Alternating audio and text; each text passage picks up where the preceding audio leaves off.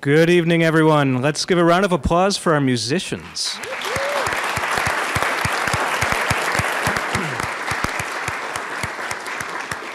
A special thanks to Professor Fogstead for arranging music for our exhibit tonight. I really think something special is about to happen. This is a show that's rooted in appreciation and gratitude. Professor Wohler, Denise Wohler, is a familiar face around campus.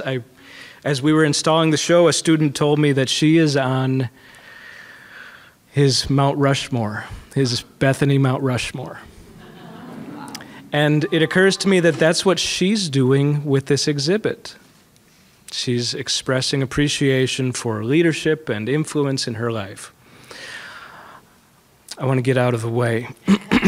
But I am delighted by this show. Standing room only. I'm sure there's plenty of students who are about to trickle in thinking they'll have a place to sit. Good luck. Please welcome Denise Wohler.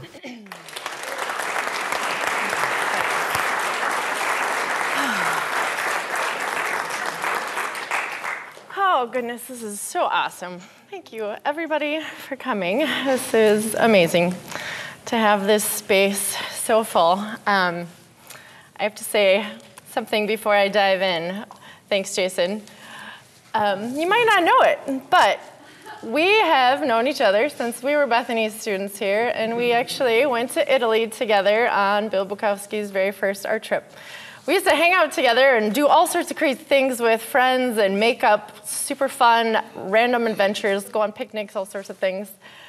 But when we went to Italy, we pretty much gave Bill a heart attack and extra gray hairs. So I'm excited for the next phase of this Italy adventure. I wish I were going with you, but students, just so you know, you're going to hear a ton about impact tonight. That's what this whole show is about, the impact that these men have had on so many lives. But I just want to tell you, in case I forget it later, that the impact you have on us, professors, and those that work here, also is huge. We impacted Bill so that he never took students to Pompeii ever again. See us on that tap? Mount Vesuvius, the volcano, was right behind that. So after I became a mother and a professor who also took students on trips, I realized that that wasn't very smart. So I don't blame him for not taking it back. But anyway, I just wanted you to know that students, you make a huge impact on us too. So there's Jason in 1996 in Italy. All right, so I have a couple questions for you before I dive into why I did what I did for this show. So it's audience interaction. You got to stand up if I have ever taught you in any way, whether it be a photography class here, a publications class at Bethany, teaching a South Central, or even LYA. I'll give you all these acronyms. So LYA, VBS, Pioneers. If I taught you for any of those, could you guys stand up for me? Cool. Thanks. Have a seat. Next question. If I've ever taken a professional portrait of you for your school, for your high school senior photos, for legacy work, for commercial, for your church directory, for magazine covers, could you stand up? Awesome. Thanks. That's amazing. Thank you. All right. Cool. All right, so it's kind of hard to see because of the lighting, but these are probably most likely my very first portraits I ever took. These are my family, my base. And so also pray that I don't bawl this whole time, all right? Okay, so that's my little brother named Dennis. Yes, my parents were not very creative, Dennis and Denise. So we were not twins. Not twins. We're born almost 2 years exactly apart, 2 years and 9 days to be exact. But so we never went on trips because I lived on a dairy farm. Right after I was born, pretty much, they started having dairy cows. And so if you know any about that, you don't go anywhere. But when I was 3 and a half, we took a huge trip to Florida. We went to Disney World. My grandma went with us. She lived on our farm. She was instrumental in who I am and why I do what I do too.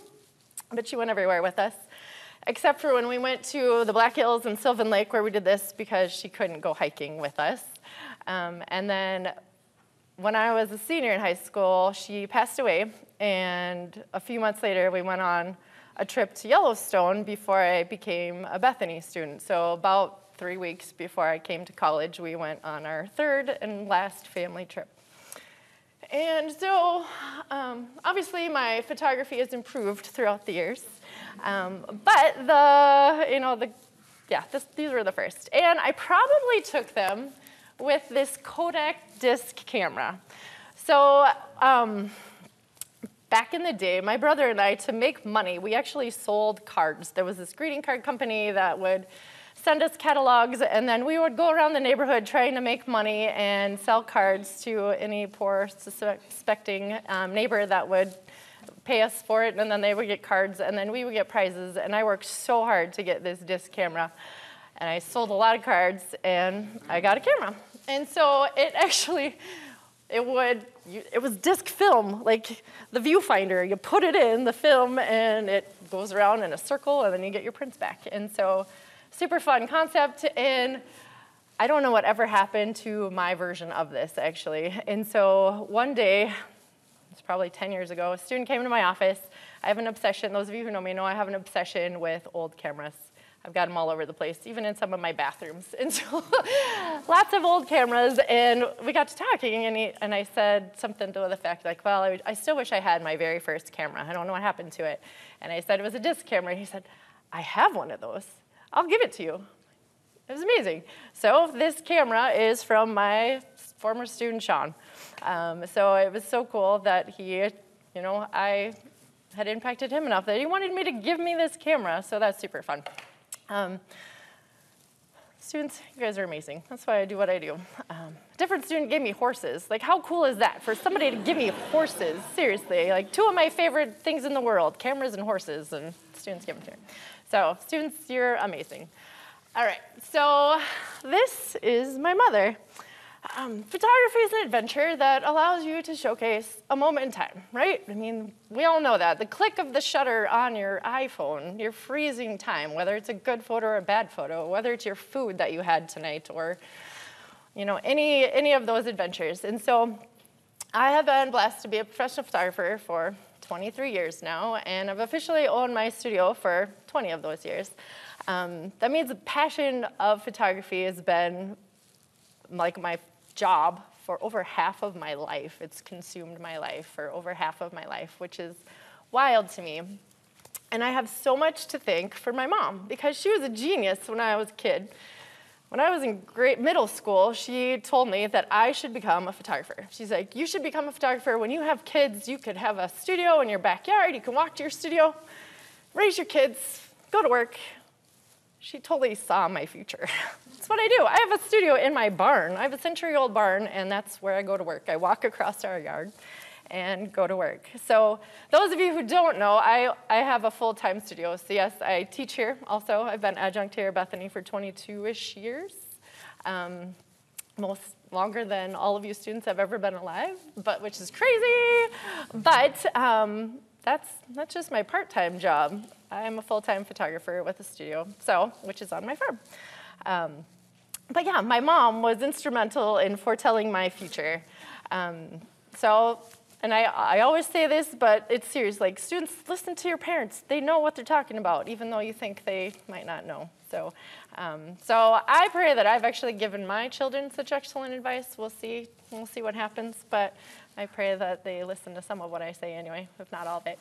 All right, so the photo on the left is a terrible photo, right? It's a photo of a photo, too, so it's very hard to see it. But it was taken with her tiny little Instamatic camera. She loved photography, but until I was in junior high, she never had a better camera. And so we had gone to our meadow, which was glorious. I wish we still owned it, with these huge walnut trees. And we went there just to take pictures and enjoy it, which was something we never did because we were so busy with farming. But she wanted to take pictures of me, and then this is the one that I took of her. So it's kind of the same time frame as the last photo that you saw. The photo on the right is one I took last week. She's living in a nursing home now. She's going to go back to her assisted living, but time changes. Nothing ever stays the same. So no matter what, keep taking those pictures, okay? My mom was totally in love with the concept of photography. She actually registered and started taking classes with the New York Institute of Photography. Back in the day, this was a correspondence course that you could do. You could send in your images, and they would critique your images, and you can learn from it that way. And so because we lived on a farm, and she was crazy busy all of the time dealing with all of that, and raising me and my brother, she just felt like she wasn't actually using it to her full advantage. And so she wrote them, back in the day of letters, wrote them and asked if they would transfer it to me. And they said, well, she'll be the youngest student we've ever had, but sure, why not? So I was actually enrolled in the New York Institute of Photography when I was in 8th grade. I was like 12 or 13.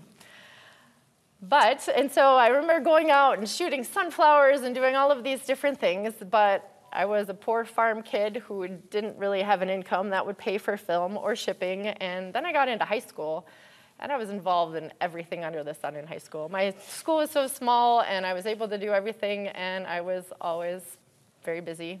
Shocker to those of you who know me. Always busy doing all sorts of things, and so I didn't utilize it. I didn't really do much with it at all. So then as high school went on, I didn't think photography was supposed to be my thing. When I was applying for scholarships and thinking about coming to Bethany, I remember putting architecture on all of my scholarship applications. I want to be an architect because it seemed more practical to me. Or I thought, oh, I'll go back and I'll help Dad with, maybe I'll become an electrician and I'll get my electrical license and then I can help Dad, do wiring for, he sold dairy equipment. And so even though Mom had told me that, even though I loved photography, when I was a Bethany student here, I was the yearbook editor, and the yearbook was full of my photos. Like, I was always taking pictures. Is John Saloff in here? He would have to develop so many rolls of my film. I would magically give them to him, and it would reappear, and I thank you, John, for doing that, because I was addicted to photography even then. So the poor guy had to, take my slack and print them. But thank you.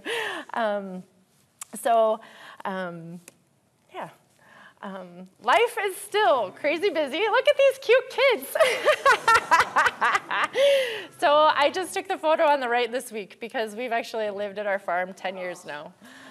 So the image on the left was them 10 years ago, and this is this week, actually. So they recreated that. Aren't they cute?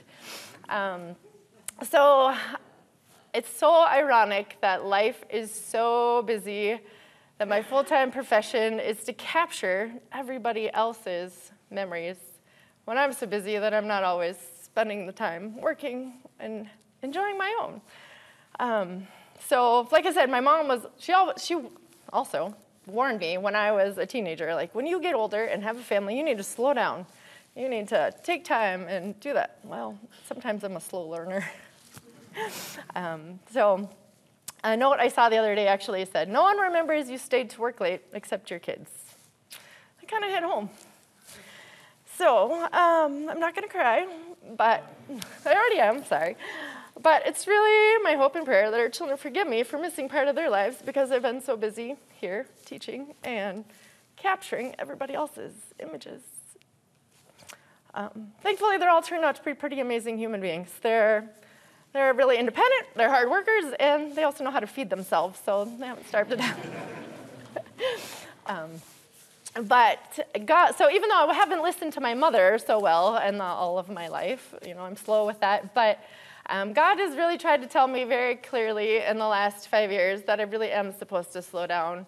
I debated whether I should talk about this, but it's a huge part of who I am, and also is what made me put life into perspective thinking about this show. So I've had health issues too, and so look at these cool images.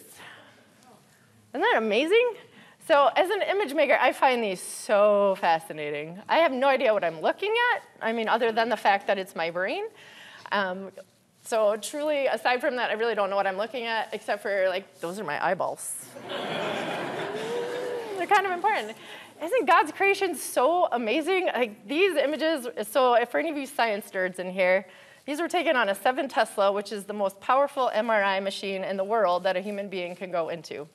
So without going into any other of the details all about that, that's why these images are so precise and pristine, because it's just the power of the MRI. Even MRI people, they get giddy when I talk about this machine. I don't know. I'm not a scientist, but my husband was pretty giddy when he heard I was going into it. Your brain, it's where all your thoughts begin, where they end, where your memories are stored, where everything is conceptualized. Where as an artist, all these thought processes happen, where you remember those. So the reason I chose to include these is basically it boils down to the fact that because of my health issues, I have fibromyalgia, and I have to get eye shots every month, so I'm not going to go blind, which is crazy as a photographer. So that left eyeball up there, if I didn't get those injections, I wouldn't even be able to see to take pictures. And so to me, it's even more monumental that, obviously, science that God has allowed these amazing scientists to do and create the chemistry for that I'm not going blind. But as an image maker, it changed your thought process, when you know that maybe next week you might not be able to see. So there's that. All right, I'll take a drink. All right, so this is my dad. He actually passed away while I was a Bethany student. So in between my freshman and sophomore years, it was the summer of 1996, and he died of cancer. And so I have tons of snapshots of him because, again, I was obsessed with, taking photos, and my mom was too. So thankfully, we have snapshots. He was such a silly, goofy guy. I mean, he's wearing a cow hat, for Pete's sake. That was at my graduation party, actually. That was a gift I got for graduation. Practical graduation gift, right? But I don't have photos of him working on our dairy farm because we were just working all the time. You're just always working. And so now that I'm a decade shy of where he was when he passed away, and now that I have students that age, my own kids that are the age that I was when he passed away, death is really something I think about a lot more.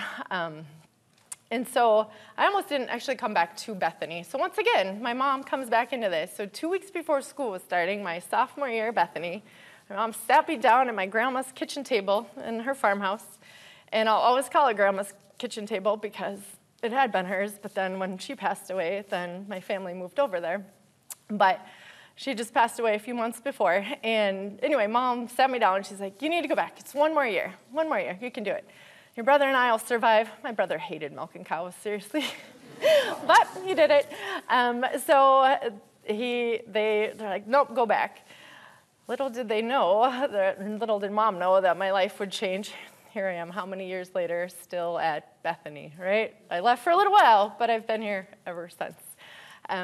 So that was the hand of God right there. Because I met Eric right before I was about to graduate, and this December we'll have been married for 25 years. So that's pretty cool.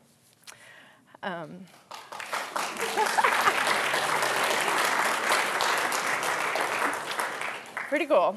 So after I graduated, though, before we got married, I actually went home, and because I promised Mom that I would help on the farm. So I went home to help for a while, and God literally handed me a job working for my small town newspaper.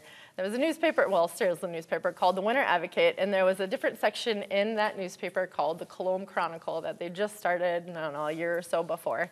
And the woman who was doing it was stepping down, and she came to me and she said, you'd be great at this, you should do this. I'm like, I am 19 years old, but okay. And so I took my Bethany Fidelis yearbook into my interview, showed them my photos and my stories that were in there, and he said, you did all this? I had Post-it notes on the pages that I truly did everything of. He's like, you're hired.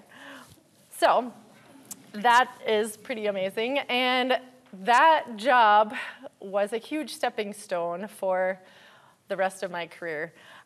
It made me realize, because again, small town newspaper, I was working as a secretary, so literally everybody would come in every week and they would be like, oh, Denise, your stories this week were so amazing. Your photos were so fun, they were so good. It was to the point I was feeling guilty for the editor of the other paper who had been there for so many years because nobody was saying anything to him.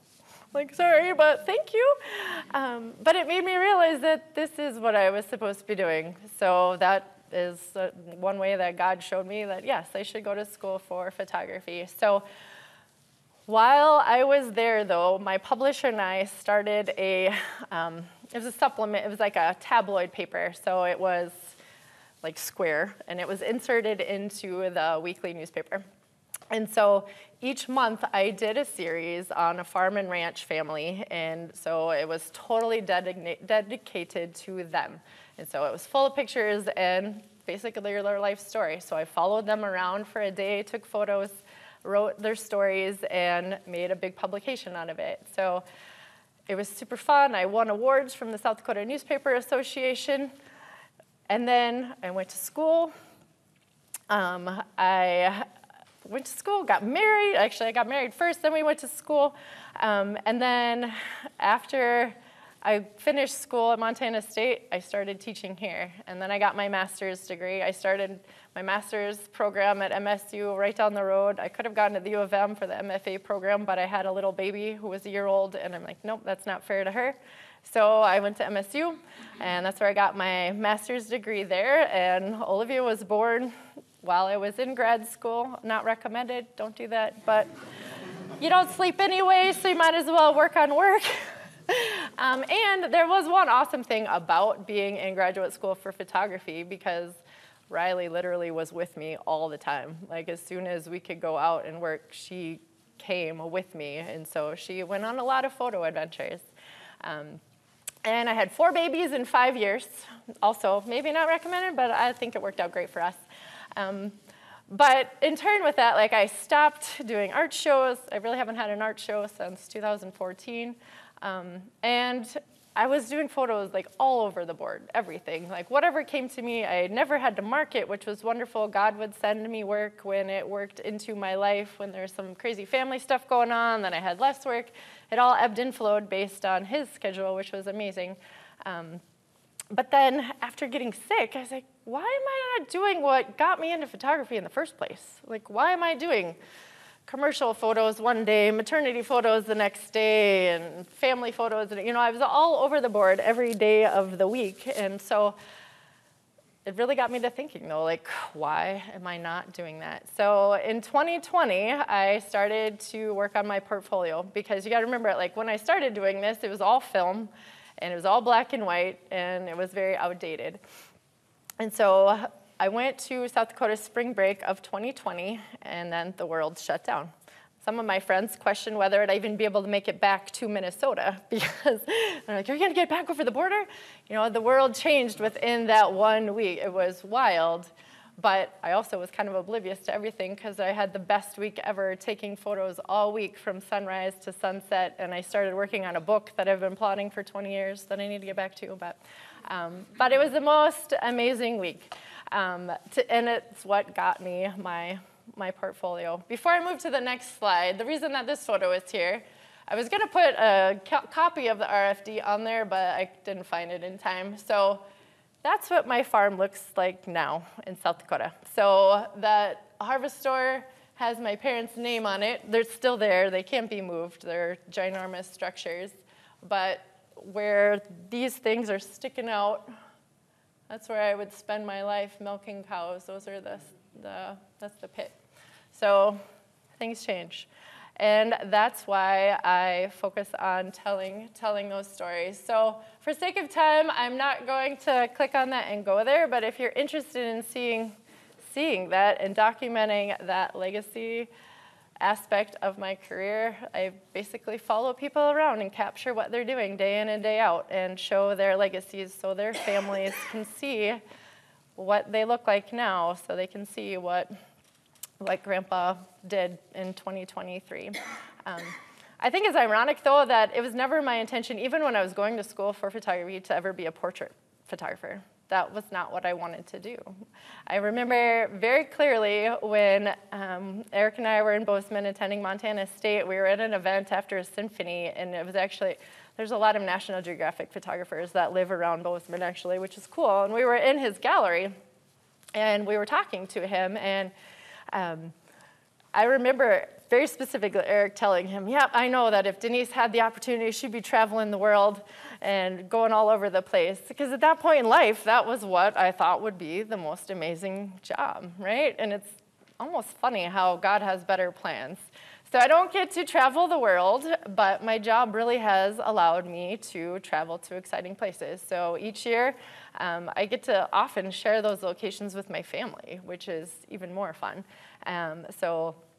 But even now with my high school senior aspect, I have an option for them that if they pay me enough money, we'll go anywhere in the country and I'll take their photo on location. Like, how cool is that? And there are seniors that are willing to maybe, hopefully, do that. So I started, just another technical thing, I started my studio in the basement of our home when our oldest was a baby, because friends would ask me, oh, well, will you take pictures of my kid? And then I would say, sure. And that's really how I started taking portraits, just because it was there. You know, it was something, it was how the business came to me. So seriously, for the last 20 years, I have never had to market. And so this whole marketing thing to me is very different. But even though I'm miserable at it, any of you in my classes know I talk about how terrible I am at social media because it's not at the top of my list. I have too many other priorities. But I'm still more busy now than I ever was, even though I only specialize in those two things. So it was scary, though. So those of you artists and students in here, you know, it's scary when you take that step and say no to other things when you see those dollar signs. Like, okay, that's money. Why would I say no to that? But yet, if it's taking away from what you really want to do, then sometimes you need to say no. So. And I just love telling the stories of people. You might recognize some of these people in here. I picked them intentionally because the seniors are Bethany students now. I've been told that I have a way of capturing the beauty of the mundane. There's a woman in this room that told me that, and I thought that was pretty wonderful. And so as I started thinking about this series, not that they are mundane, but that's, I think, what I've been told. I mean, I know that's what I've been told. Like, I have a way of getting those feelings out of people. So, how did this show ever come about? Started with the image in the top right that I included in an art show that was a faculty show a few years ago. So, I had gone to the Lee home to take family photos because Eric was back from Brazil, I'm pretty sure is where he lived. So the family was all back together and they wanted family photos. Ha ha! There's Caroline. Yay! So I took photos of her wonderful family. But previous, I asked, can I take photos of Sig? I think this would just be really fun. I had this idea in mind, and they're like, of course. Caroline's like, of course, please do. And so I did. And then when I hung, so I converted the background to black and white, or converted it to black and white, because I felt like it really just captured the essence and the texture. And if you knew him, you know that that's the way he left. He left with his eyes closed. Like, that's totally, totally him. So when this image hung in that art show, it was a huge, huge hit. Eventually, it will theoretically be hanging in the gallery because this theater is named after him, for those of you who aren't here.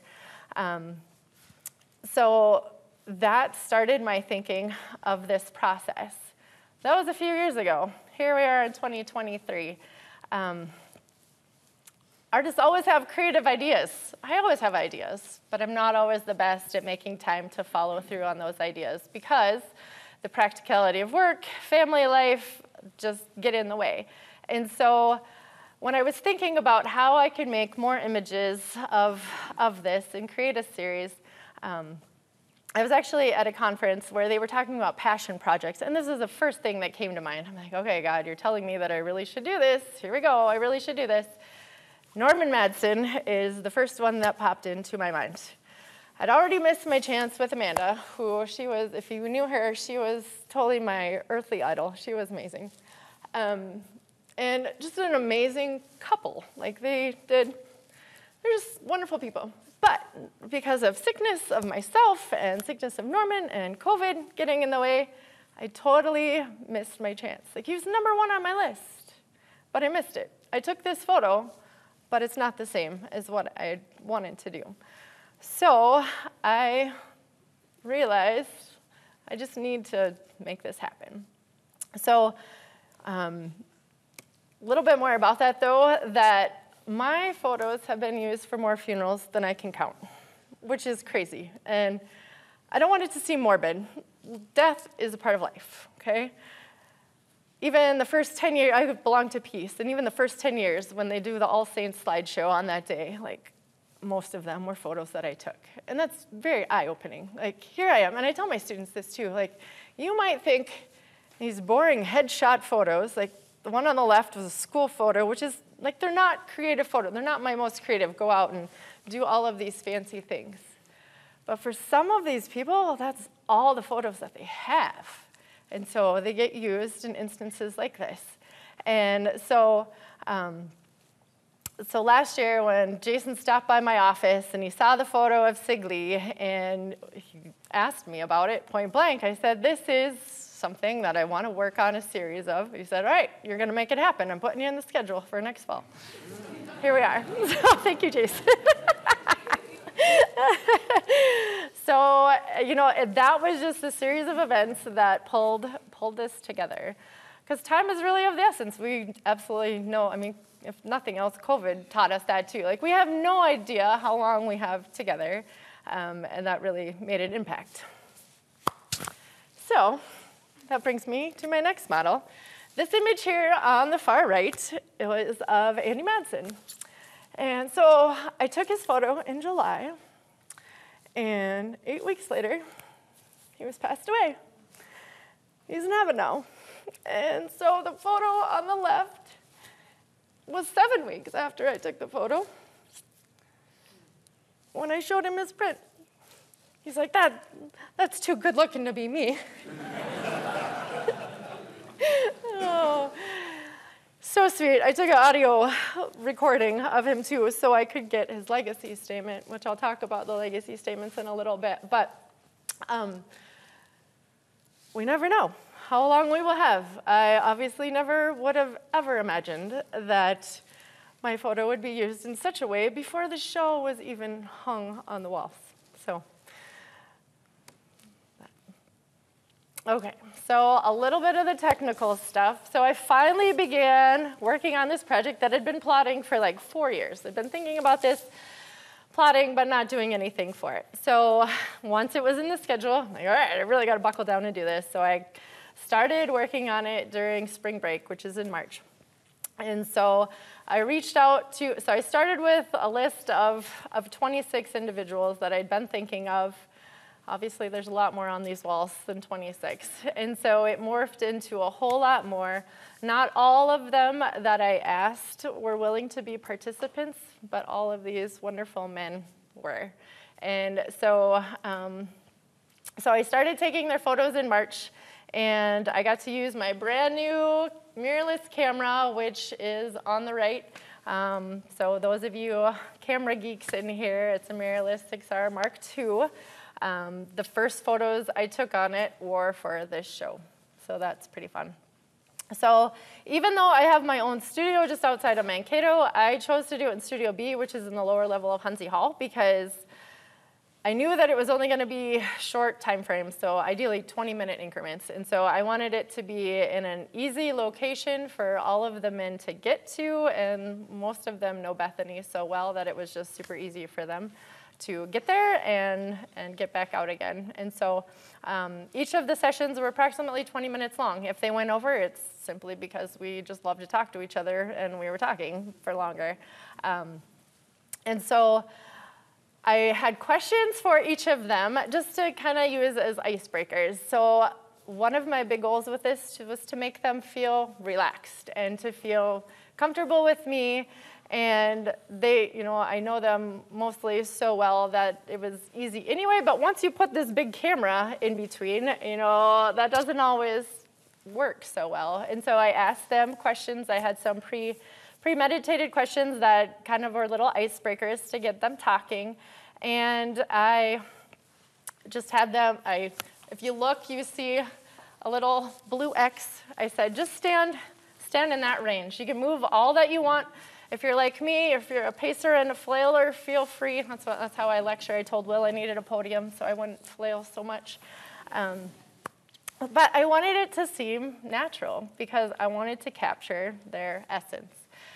Because I want each of your family members, so those of you who have family, who you are hanging on these walls, and if your family is here to look at you hanging, I hope, which is, photo terminology is terrible. I'm sorry, it's so terrible. Like we shoot, we hang, we frame. Like who comes up with this? I don't know.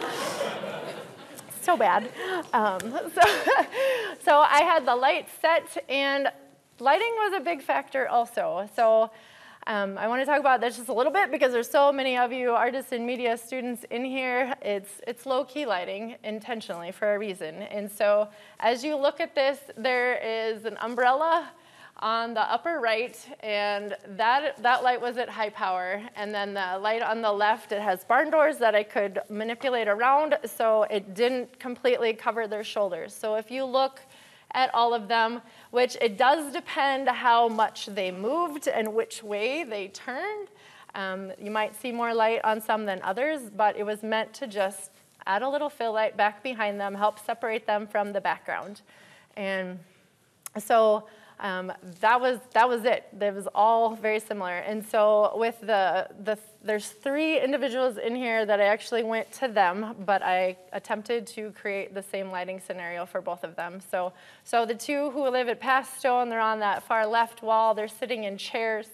So that looks a little bit different too, but I totally rearranged that whole lobby, and I brought in my studio and had them sitting there, and then Andy was taken in his house also. But everybody else was in Studio B. So I wanted it to remain consistent with that. And I also knew, as soon as I thought of this process, mostly because of the image and what I'd done with Sig's photo, but I knew I wanted it to be black and white. I just had that in my mind. I wanted to be able to showcase the texture of each of these characters that I chose to include in here. And so the show is called Distinguished Characters for a reason, and my father-in-law laughs hysterically each time I say distinguished characters because he feels like he's not distinguished, but you all are. It might not be in the hoity-toity, like this is upper class, but you are all distinguished. And yes, with age comes that distinguishment, and so each of these men is also between the ages of 50 and 90.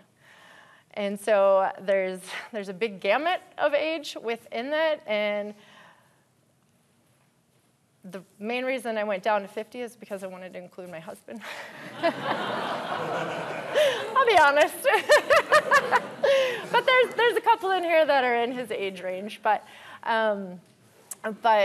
yeah, so that was that. I'll talk about different like requirements with that, I guess, but. So that's why they're grayscale. I really wanted it to show the texture that they each earned throughout their life. So each of these, I admire these men so much, all of them. Like there is a reason that I asked each of these to be a part of this. Some of these men, when they showed up, they were like, well, I don't really understand what you're doing, Denise, but just because you asked, I'm here. To me, that was so humbling to hear. And it wasn't just one of them. It was numerous of them. And to me, that was just mind-blowing, like, because I have such respect for them. That's why I picked them. But to know that the feeling was kind of mutual, that was pretty cool. And it just demonstrates their aptitude to giving, which I'll dive into in a little bit. But the fact that they didn't even know what I was doing or what the ultimate goal was. I mean, I told them it was going to be in an art show now, but for some of them, maybe they've never even been to an art show, so they didn't really understand that. I don't know. But But just the fact that they're so willing to give their time for me to do this, that was just so cool. Why did I just pick this amount? If I had all the time and the money in the world, I would have kept going. I could keep going, but it cost a crazy amount of money to print these, and I'm not made of money. But I'm also giving each of these men their prints. Because what am I going to do with 40 prints? I'm only related to 2 of them. So, but it goes back to why these men? You know, they have given so much of their lives to those they have served, whether it be in the ministry, whether it be in education, whether it be behind the scenes here at Bethany. They all fall into those categories in some shape or form. You know, they have given so much of their lives that I wanted to be able to give back to them. So I know that it's crazy. Like, who gives away their art? I don't know if I've ever heard anybody saying that. And I want to talk about misrepresentation of photos in a second, and giving it away for the wrong reasons, but I am giving them these works of art so their families can enjoy them for years to come and use them as they see fit. But for you students in here, I also want to point out that as you're starting out, don't always be so willing to always give it away, which seems like just the opposite of what I'm saying. But I also learned that the hard way. Photography, I will say, is the one art form that people automatically assume that you'll do for free. I don't know why that is, but it is. You know, think of a painter. Nobody asks you to give them a painting, right? But if you know how to run a camera, you're constantly being asked to take photos for things. And for so many years, I have, and I've sacrificed my health and I've sacrificed my family life for that, because I'm like, sure, I'll do that, because I want to be helpful and use the gifts that God has given me.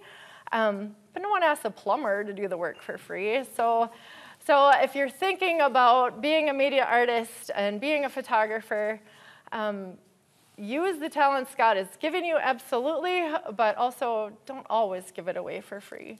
But I am happy to be able to give these to these men. And initially, that wasn't my goal. It just hit me this summer when I was working on it, like, I'm going to give it to them because I want them to have this. And there's a couple of underlying things with that, too. We're in a Lutheran community where Lutherans are thrifty, I'll just say it, I'm one of them. And I knew that they wouldn't want to all say, here you go, here's a bunch of money for you, but I want them to have it. And also the size was a big part of what, I thought a lot about the specific size that these images are also, because it goes back to their roots, We're pretty modest around here in the Midwest. And I knew if I made these images even larger, for one, it would cost a whole lot more money, but also they wouldn't want to hang it up. They'd be like, nope, that's too big. That's too big. I don't want to do that. But it had to be bigger than an 8 by 10. So these are all 16 by 20, in case you're curious what that extra size is. But an 8 by 10 is tiny. That's like the size of my computer screen. You wouldn't be able to see their faces from across the room. So there has to be a balance. And with that comes that fine art aspect, too. And so when you can really hone in and work on your craft, that adds to that aspect of fine art, too. Just make sure I covered my bases with that. Somebody asked me if I applied for a grant. That would have been brilliant. But I didn't. Who has time for that? Seriously. I did, and frankly, I didn't think about it till I'd photographed him, and he's like, you should have applied for a grant. I'm like, oh, that would have been smart, but I didn't, and it was too late. And so yeah, it's all out of pocket. But I know that God will provide somehow. I know we're not going to starve to death. Even though money gets tight with tuitions and sometimes we have to borrow money from our kids, we're not going to starve to death. So, thanks, kids. But frankly, I just really want these photos to be enjoyed after they leave this gallery. I've heard so many amazing comments already, which is phenomenal. But I hope the families of these men will not just stick them in a closet, and they will hang them up, and they will use them and enjoy them for years to come. And my biggest hope is that when each family member looks at this image of the man in their life, that they say, Denise truly captured his essence. That's my dad. That's my brother. That's my son. That was my goal. So hopefully I did that. I do want to read one comment that I was told after she came in yesterday, because I think it kind of hits the nail on the head with that. She said, I was brought to tears. I absolutely love the photo of my dad. Being in the YFAC today, among all those pictures, I felt like I was a child again. Most of those men I've known for years and have impacted me in one way or another, whether it was a professor I had at Bethany, the pastor who married us, or the dad of my childhood friend. What a neat feeling. And there's a couple more that I won't even read, but it's just so amazing. So even if you have never seen these photos or never seen these men ever before, those of you who are students here, and if you haven't, look around you, because there's a lot of them here tonight. So even if you haven't ever seen them or walked along the street nearby them to see them, and if they haven't made an impact on your life like they have for so many others, I hope that my images of them make an impact on you, because they really have impacted so many lives. So we really are all characters in God's story of humanity on earth. So these men that are in this show really have all played a monumental role in this earthly story by the hundreds, if not the thousands of lives that they have impacted with their faith in God. Some continue to help share that story here. They're constantly fighting for the one thing needful here at Bethany, in hopes that our Christian culture not be put on the back burner for the sake of money or numbers. So in recent years, the Bethany culture has kind of changed from my perspective. I've been here a long time, so I think some things have changed, and some of these men pictured are continuing to work themselves literally to death to give their lives to the mission, and I just think that's so commendable and worthy of documenting, and that's why they're here. So in a very small way, by sharing their personalities that I have captured of them for you, I hope I can give back to them just a small portion of what they have done to and continue to do for God's mission here at Bethany.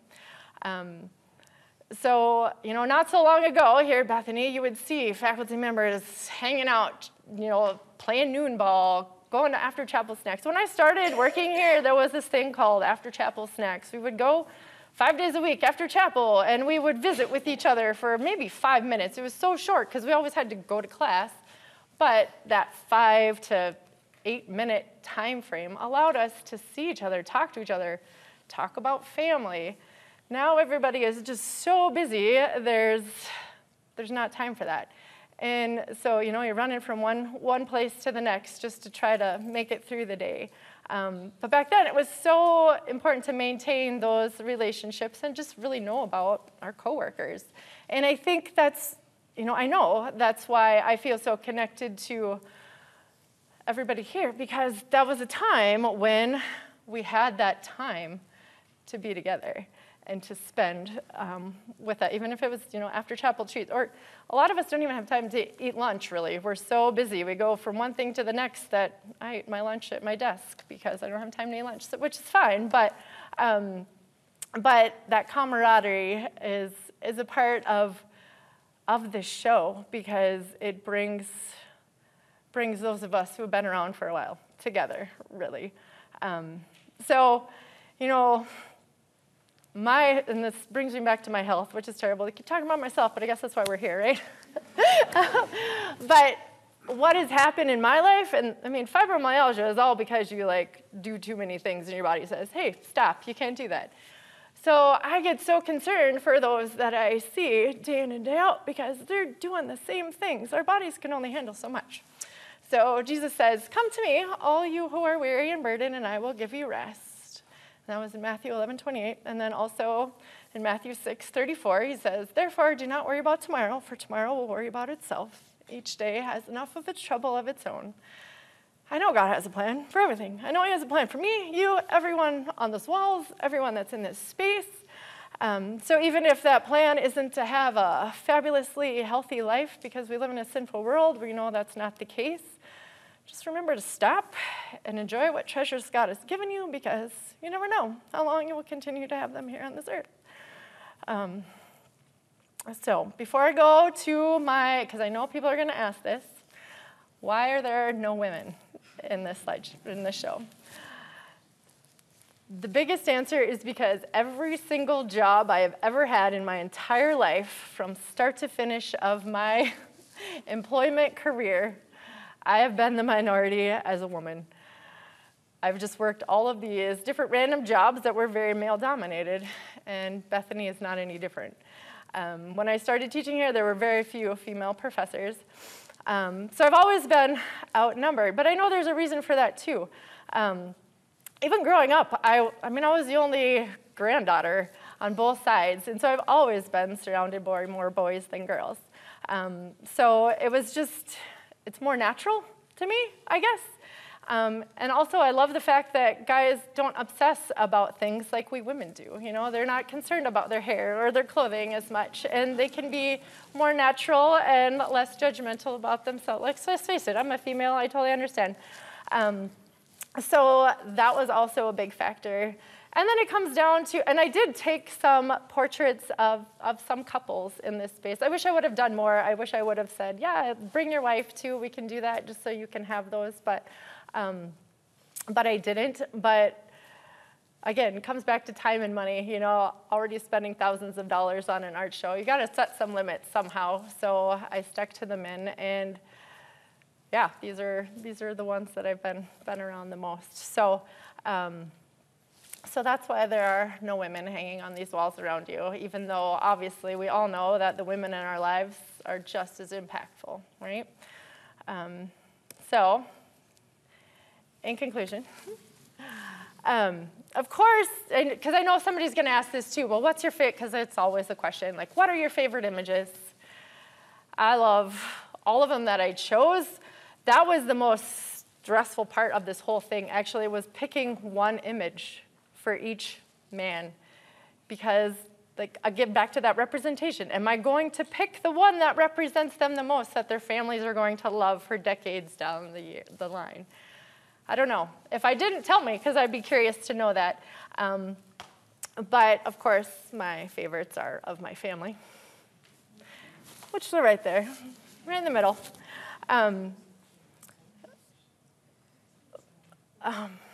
So then the last question that somebody might ask, well, what's my legacy? There it is.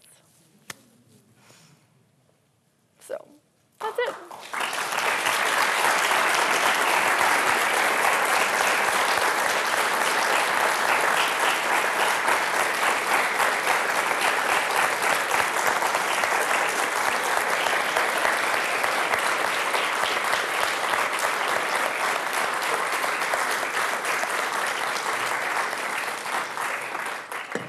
Anybody have any questions?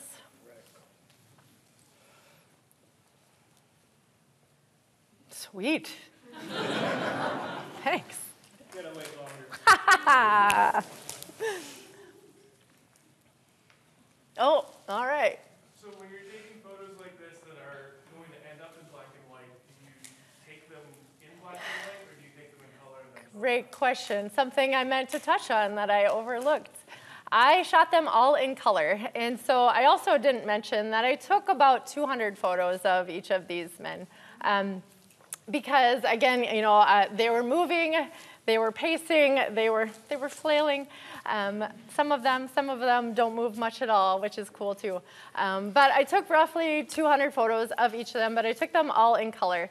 And so when I started working and thinking about this process, like as a business owner, like I want the families to be able to come and see the rest of the images too. If they want to buy more prints for their family or anything, that would be phenomenal. That would help pay, obviously. But I shot them all in color because you never know. You can't bring color in once it's taken. So if you shoot in black and white, you're never going to be able to have that. So also, I wanted to say that I showed my students this today, how little editing I actually did with them. So I converted them to grayscale. I worked on some shadows, but it wasn't an extreme amount of editing by any means. Honestly, the hardest part was narrowing down to one image. That was the most, and just the logistics of dealing with 40 people and getting them here, getting them in the right spot. So I started in March, and my last photos were taken in September over Fall Festival, because that's when he came to town. So, oh, go ahead, Joey. You talked about legacy, and I've seen that on your Instagram website. Is that unique to you, or is that a common? Great question. So I have a lot of photographer friends. I have gone to some amazing conferences and met wonderful, wonderful photographers. And God has placed me in their lives too, which is so, so cool. And in fact, they're going to watch this video all over the world, which is just mind-boggling to me. So hi, guys. But I have never heard of anyone doing that ever, nor have they. That's why I bring them up. And so I think that's why all this publicity for the legacy work has taken off too. Like I've been published in farm magazines and other locations like that because nobody's ever heard of that, which also is mind-boggling to me because it's just so natural to me. And I should say too that high school seniors and my legacy work, they're very different. If you go to my website and you look, you'd be like, well, maybe that's two different photographers. It's not. It's like using two different aspects of my photo life. I'm using all of the skills I use for lighting and creativity and all that thought process with the seniors. Like I do some fun, crazy things with them. But then the legacy is that photojournalism and what really got me into the pure just following them around aspect. Great question. Thank you. Dennis. I have a question and a comment. First question has to do with what they're printed on, how they're on. And the second, the comment, I wish you'd mentioned the thing about the funeral pictures before. Well, there was a reason I didn't, maybe. And that wasn't my initial intent. It just, and with Andy, it just kind of happened. I wanted you to have beautiful images for your family, and I wanted to have an art show. Like, I had to fill these walls with your faces. And so, but as soon as I had this in mind, I knew I wanted to print on aluminum. And so this surface it's printed on metal. And so how it works, the image is basically embedded into it. And so with all of my products, I've done tons of research with different labs. So if you ever come to my studio and want to know more, like I print stuff all over the world, actually, because I want the best for my clients. And these are actually printed in Minnesota. There's a lab in Egan that makes beautiful work. And so there's two different layers with these. There's a white base. So all of the whites actually look white. But if I would have chosen to not do that white base, then you would actually see the aluminum showing through, which is a cool look, and it looks cool with black and white, but I knew it wouldn't show your texture so well. And I wanted that, and that was like what I visualized when I was thinking about this show. So yeah, they're printed on metal. There's a bracket on the back, so for those of you who get to take it home at the end of the month, you'll just stick it on a wall, and it'll hang up on a nail. And they're very light. Like even though they're metal, you think they're going to be heavy, but they're super light because it's actually aluminum.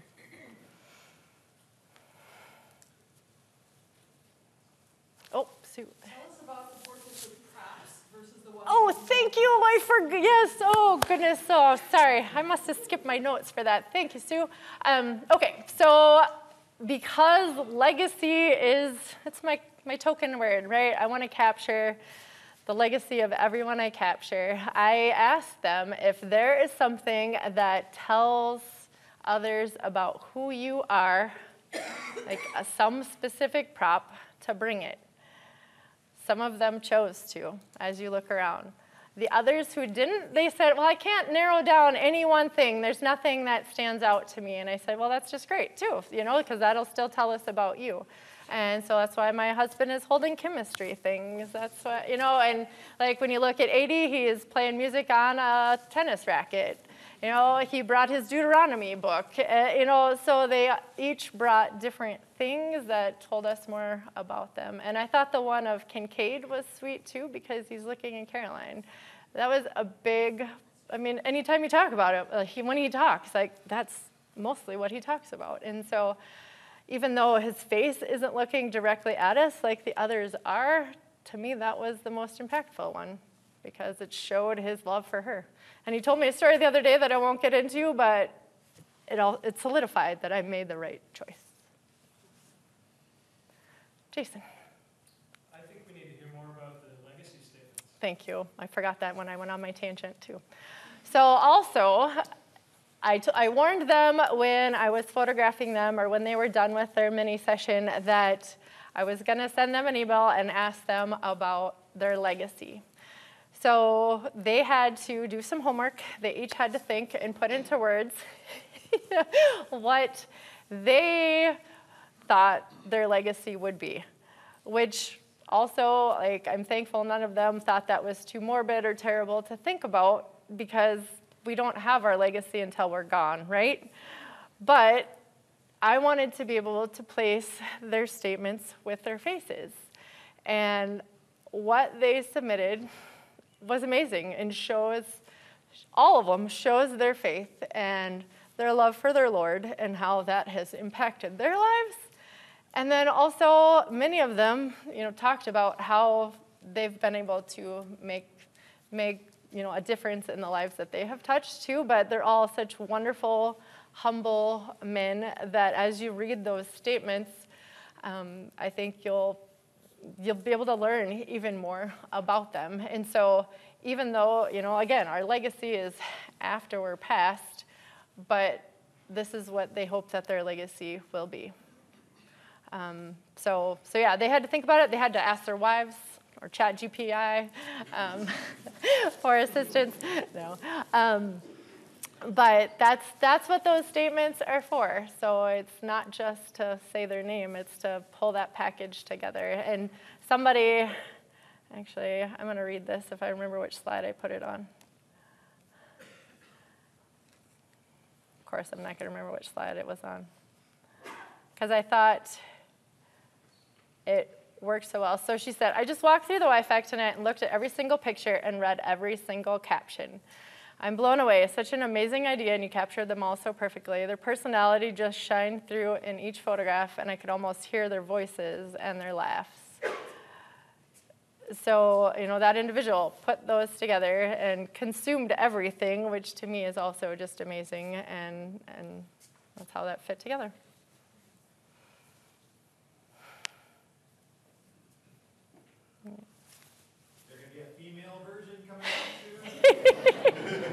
Maybe if I apply for a grant. I have to feed my family.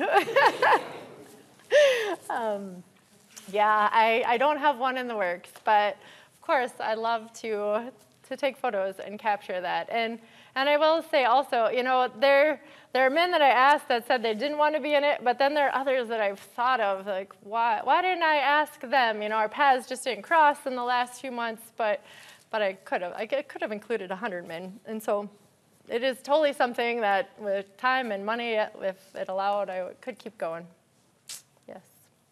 Just rolling on that question, if money wasn't an issue, Then I'd fill the building. would you just keep going? I think I would. This feels like the right avenue for you. It's pretty special. It's pretty special. You're all pretty special. Thanks for being here. So those of you who are here because your face is hanging on the wall, thank you for coming and bringing your families. So I've actually recruited one of my students, Alex. Everyone turn and look at Alex. He's going to wave. He has my camera that also was used for this art show. And I want him to take a photo of you by your photo while you are here. So please catch Alex and also make your families pose with you, please. I will share that with you eventually.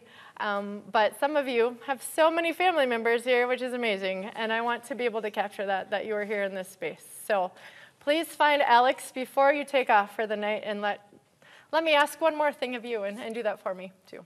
Thank you. Thank you, Denise. Thanks, guys.